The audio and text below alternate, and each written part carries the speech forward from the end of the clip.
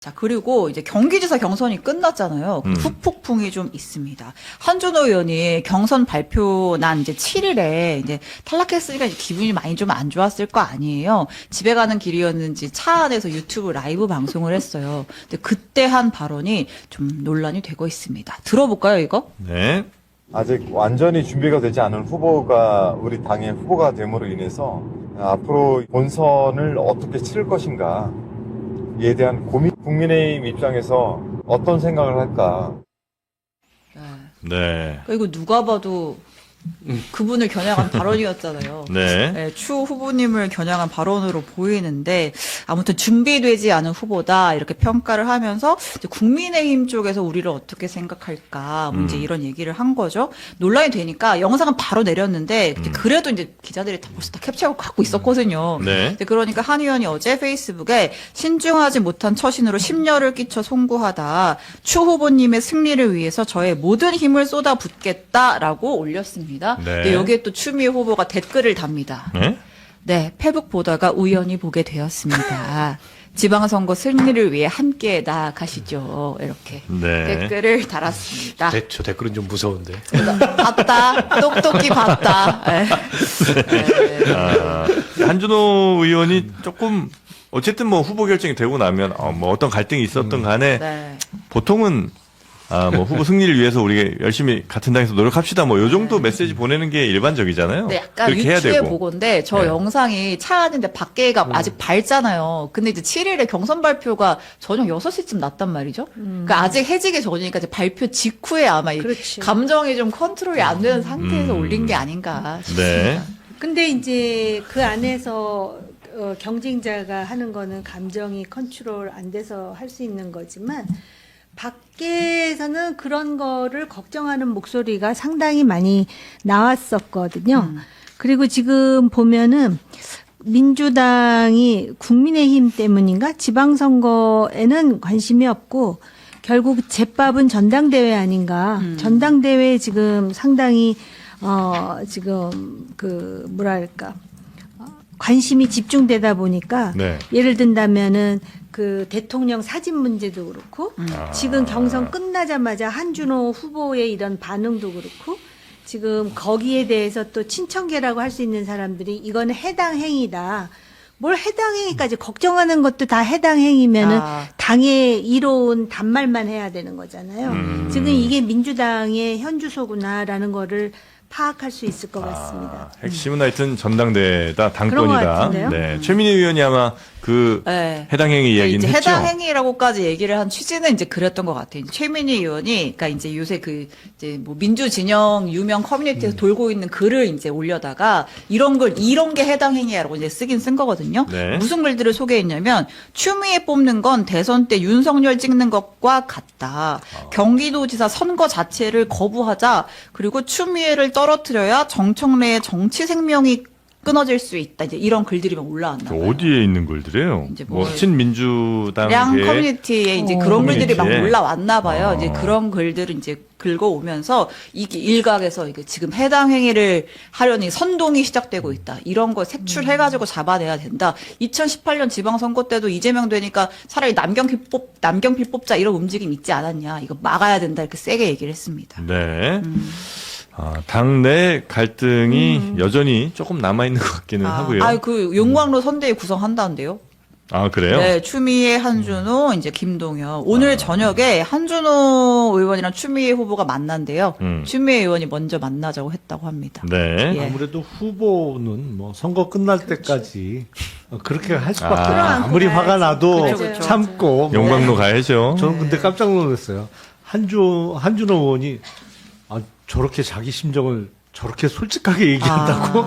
아무리 개인 유튜브 채널이지만. 아니, 그래서 차 안에서 유튜브 같은 거 하고 그러면 안 돼요. 이게 네. 그 유튜브라는 게 네. 그 사실 댓글 반응이나 이런 게 실시간으로 막 올라오면서 그 댓글이 또 지지층이잖아요. 그 벼강이 막 아니 근데 거기에 맞는 발언을 하게 돼 있어요. 사람이라는 게 그래. 그러니까 우리도 이런 방송하다가 댓글 보면 그 댓글 분위기를 쭉 보면서 네. 그걸 은근히 의식을 하거든요. 저는 안 댓글을 봐요. 보면 안 돼. 저는 안 봐요. 근데 아니 저거를 이제 경선 직후에 저렇게 하다 보니까 그 지지자들의 안타까워하는 마음도 있을 거고 또 추미애 의원이 TV 토론에서 보였던 모습 이런 걸 가지고 뭐 비판하는 바람도 있을 거고. 근데 자기도 모르게 은연중에 이제 거기에 장단 맞추식의 발언을 하다가 실언을 한 거죠. 근데 이미 승복 메시지 다 내놓고 저거는 실수죠. 알겠습니다. 하여튼 뭐 한준호 의원이 일단 사과는 한 상태고요. 그래서 하고 이제 두 분 오늘 같이. 만나신다고 하고 네. 근데 이제 사실 약간 그뭐 준비 안 된 후보 이 발언이 나온 게 그 경기지에서 2차 토론을 하고 나서 이제 추미애 후보가 이제 좀 사안에 구체적으로 답변을 하지 못하는 부분들이 있다 보니까 이제 그걸 고리로 해서 이제 김동연 후보랑 이제 한준호 후보가 이제 추미애 의원을 약간 공격을 했었던 거잖아요. 이제 그걸 그래서 이제 사실은 그랬던 건데 이제 국민의힘이 보기에는 차라리 추미애면 우리한테는 해볼 만한데 이런 분위기가 좀 있는가 봐요. 안 해볼 만해요. 어떻게 해도 안 해볼 만해요. 후보도 못 찾고 있는데 뭘 해볼 국민의힘이 만해요. 네. 진짜 강한 후보가 있어도 한번 해볼 수 제가 있을까 보기에는 말까인데. 민주당 경선이 저렇게 결과가 된 것도 네. 결국 그 야당이 아무런 긴장감을 주지 않기 때문에 누가 나가도 이기는 선거인데 그러면 확장성 있는 후보 이런 거를 고려하지 않고 나랑 생각이 제일 비슷한 후보. 그러니까 민주당에서 그나마 서사가 제일 길고 선명하고 그다음에 이제 정치적 충성도가 높은 이런 후보를 그냥 선택한 거예요. 지지자들이. 네. 네. 저는 서울시장 선거 경선에도 그 영향을 미칠 가능성이 높다고 생각해요. 그러니까 정원호 후보한테 별로 안 좋은 정세가 약간 조성이 되고 있는 거죠.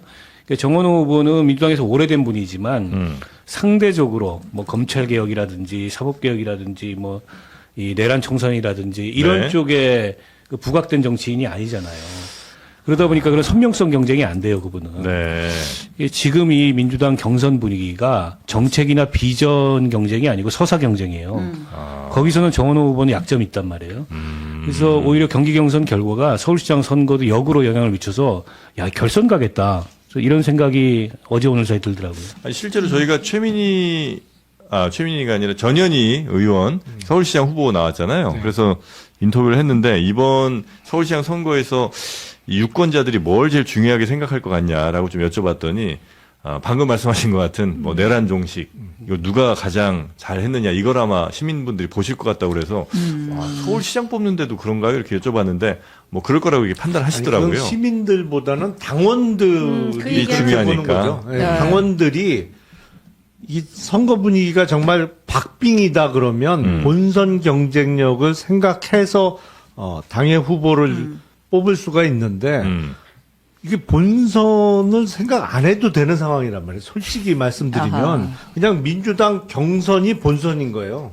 서울시장도 그래요? 서울뿐만 거의 아니라 그렇죠. 경기도는 더하고 경기도는 뭐 서울도 그렇다 치고. 역시 마찬가지고 지금 지난주 갤럽 조사에서 국민의힘 지지율이 서울에서 13% 나왔잖아요. 네. 선거가 안 돼요, 이 정도면. 아무리 뛰어난 후보가 나와도 그 당 이름을 달고는 선거운동이 제대로 돌아가질 않아요. 네. 그러니까 당원들 입장에서는 그냥 내가 좋은 후보를 뽑는 거야. 본선 경쟁력은 어차피 돼, 민주당 후보가. 그러니까 이게 단순히 국민의힘 자체가 괴멸되는 거에서 끝나는 게 아니라 민주주의라는 게 한쪽이 견제를 해야 본선 경쟁력이 있는 사람을 뽑아야겠구나 이런 의지가 생기는데 그것도 필요 없는 도덕적 해이를 만든다라는 거잖아요. 그래서 국민의힘이 빨리 변해야 되는데. 아하. 자, 아무튼 이제 민주당 오늘 서울시장 경선 결과가 저녁 6시쯤 나오거든요. 네. 그러니까 이제 여론조사상 1위 했었던 정원호 후보가 이제 바로 과반 먹고 결선 가느냐 아니면은 이제 탑2 둘이서 이제 본경선 가느냐 이제 이건데 네. 어떻게 예측하세요? 그 저는 그 정원호 후보가 좀 실책이 많았다고 생각해요. 그러니까 국민의힘에서 뭐 칸쿤 이런 거 가지고 정원호 후보 때리기를 한 거는 별로 영향을 못 미쳤습니다. 근데 정원호 후보가 여론조사 문제 사실 불필요한 거거든요. 본인이 앞서고 있는 후보인 거는 객관적으로 누구나 네. 다 인정하는 사실인데 그 모름 무응답을 빼니까 어떤 효과가 있냐면 정원호 후보가 다 50을 넘네. 네. 이 효과를 좀 보여주려고 하다가 오버한 거죠. 네. 그리고 박원순 그건 더 치명적이에요. 근데 사실은 나는 대통령직 같은 거에 견눈질을 하지 않고 서울시장으로 행정에만 전념하겠다 하고 싶었던 얘기는 이 얘기예요. 네. 근데 그거에 반대 사례를 들면서 박원순도 오세훈도 자기가 보기엔 똑같다. 근데 설령 뭐 박원순 시장도 대선 관심이 있었고 오세훈 시장도 마찬가지긴 하지만 그런 면이 있더라도 이미 고인이 된 분이고 그리고 박원순 시장의 그런 어떤 그 선택을 두고서 민주당 내에 이런저런 의견이 다 있단 말이에요. 근데 이건 지지자들의 정서나 감정을 건드리는 얘기를 불필요하게 그냥 오세훈 시장 얘만 들어도 되는데 그리고 지금 고인이 되신 살아계신 분도 아니고 근데 그에 대해서 사과는 했어요. 근데 그 사과도 제가 보기에는 썩 그렇게 사과같이 안 보였어요. 내 말이 무슨 뜻인지는 아는데, 알죠? 근데 내가 조금 실언은 했어요. 뭐 이런 정도여서, 제가 보기엔 큰 실책이다. 게다가 지금 이 추미애 그 후보가 과반 당선된 이 흐름, 이게 더해지면 애초에 저는 이번 주 초반까지만 해도 결선을 안 갈 것 같았어요. 근데 하루 이틀 사이에 분위기가 많이 바뀌어서 네. 결선 갈 수도 있겠다.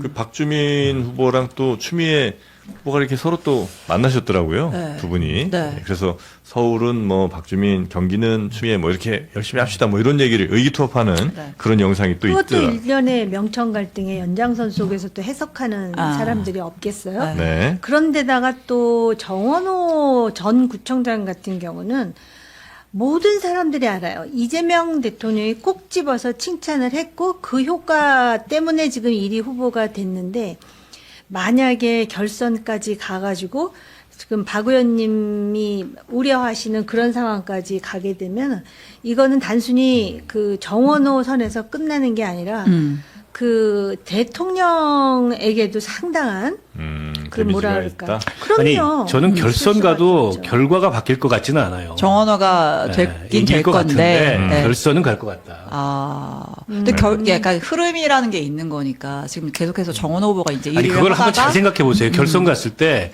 전현희 후보가 어느 쪽 손을 들지.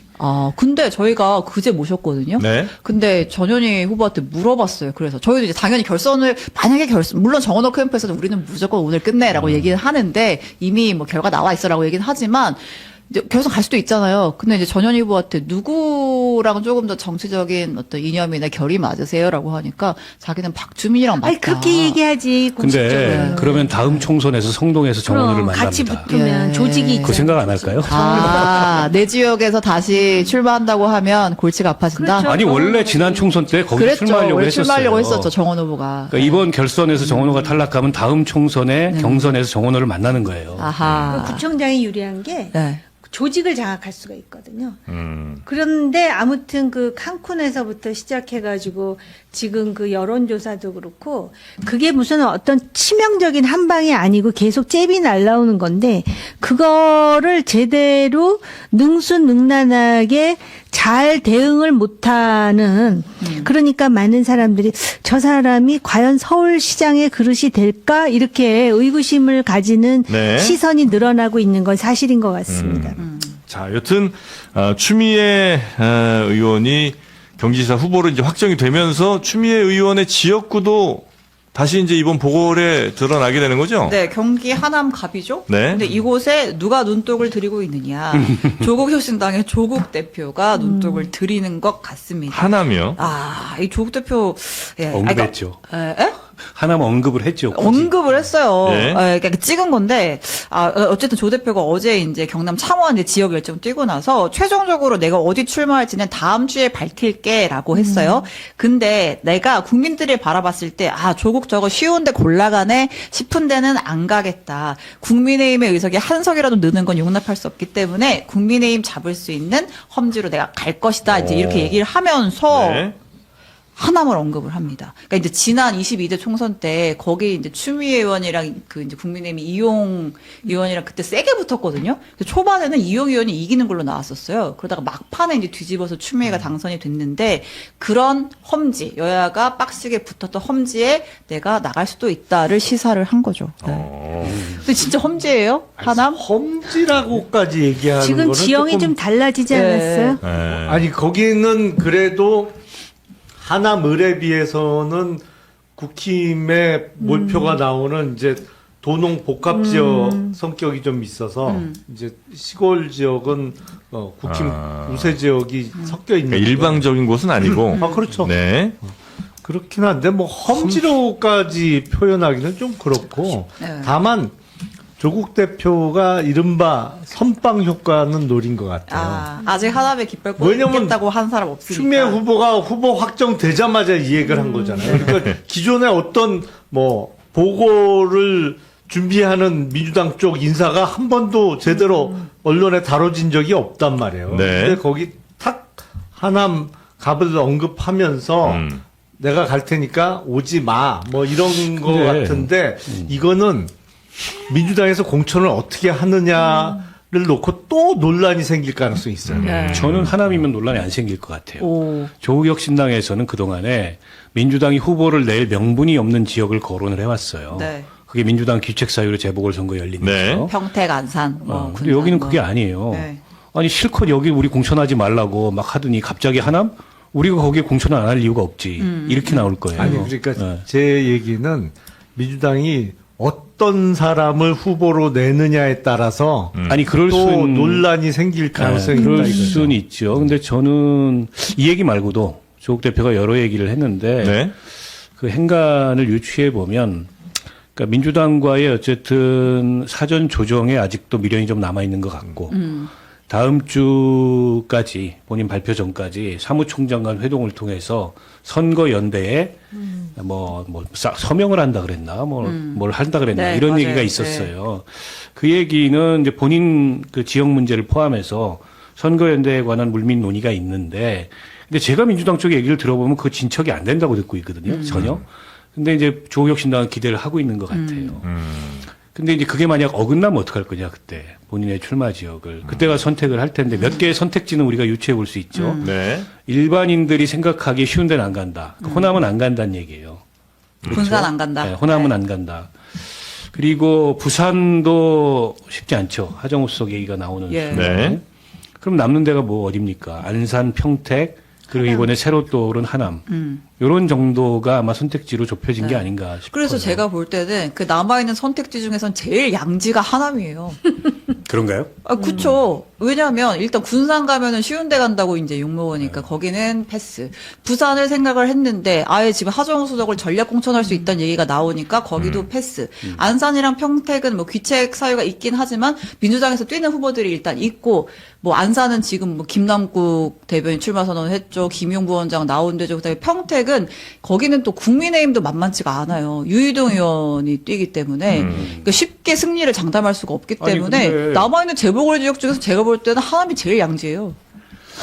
아니 본인 근데 양지가 아니고 국민의힘을 뭐 좌절시킨 데를 가기 때문에 그러니까 만약에 그 대구를 얘기대로라면 가야지. 그러니까 민주당 후보로는 안 되는데 조국이 나서면 국민의힘 후보를 이길 수 있는 곳 그런 곳을 찍어야 될 거 아니에요. 그런 데가 어디 있어요? 그렇지. 대구 가야지. 아니, 대구 가야지. 지금 현재 네. 추이로 보면은 네. 사실은 평택이 좀 그런 면이 있어요. 평택이 평택이 민주당이 뭔가 강자가 없습니다. 그러니까 지역 출신의 후보들이 몇 사람이 경쟁을 하고 있는데 그냥 여기 있는 분들이 들어도 이름을 다 모르는 이런 후보들이고 근데 거기에 황교안 전 대표가 있죠. 유희동 의원 삼선한 사람 있죠. 네. 그다음에 또 진보당의 김재현 네. 대표가 있죠. 좀 네. 어지러워요 여기가. 그리고 울산시장 뭐 단일화. 그러니까 진보당에서는 이제 울산하고 여기하고 파트하자 네. 이렇게 이제 민주당이 요구를 하고 있는데 민주당이 그걸 할 수는 없을 거라고 보고 여기가 좀 민주당이 헐거워요. 네. 그래서 저는 평택도 유력한 선택지 중에 하나고 확인되지 않은 검증되지 않은 들리는 얘기로는 정청래 대표는 지금 거론했던 중에 한 군데를 조국을 배려할 가능성이 있다. 근데 그러면 민주당 내부가 그러면 발칵 뒤집힐 거예요. 왜냐하면 그러면 다시 무슨 명청 이게 갈등이 확 심하네. 되살아나는 거예요. 근데 저도 약간 비슷한. 저는 정청래 대표가 그렇다라는 아니, 전 얘기는 지역까지도 아니었고. 들었어요. 오, 그런 네. 지역, 여기를 염두에 두고 그거 검토하고 있다. 근데 아마 발칵 뒤집힐 겁니다. 네. 그 말씀 제가 계속 드린 거예요. 네. 알겠습니다. 조국 대표는 네. 여러 지역을 많이 고민 중에 있는 것으로